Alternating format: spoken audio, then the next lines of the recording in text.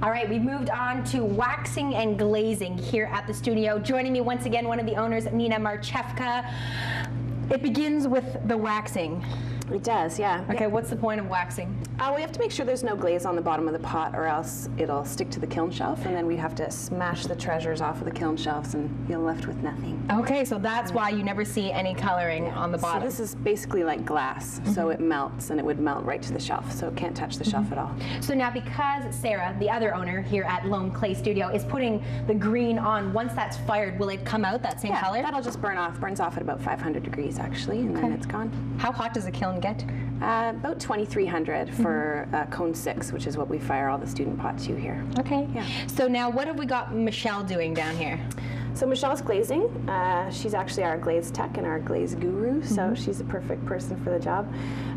So she's using a different color for the liner glaze, a nice lavender inside, and then this is called lightness. It's a nice variegated yellow color. So she does a lot of different things, a lot of layering safely without the glaze falling off the pot, because you can't really combine. It's not like paint, so you have to be very careful knowing what can mix. So it's just a quick dip, and basically it's powder floating in water, and then the water absorbs into the pot and the powder stays on the outside.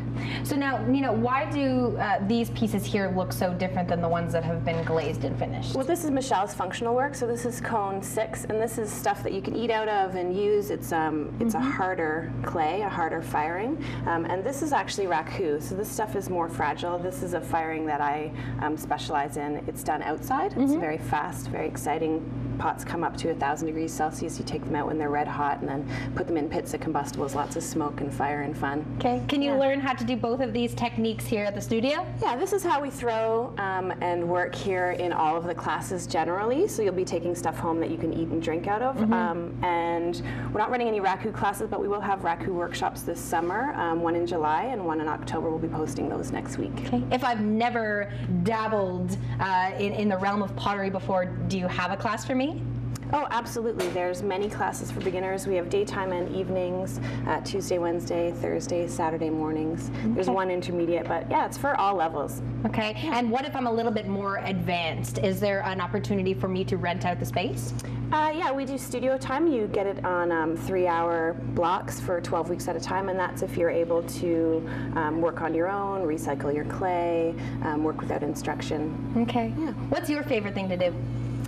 Well, I mean, I love the fun of the raku, the outside, the excitement, but I mean, I also really like just sitting quietly at my wheel. It's very calming and relaxing, so it's a nice combination. Head to the Loam Clay Studio for all of the information about the classes and the different studio opportunities that they have. But thank you both very much for having us this morning. It was a lot of fun. Thanks.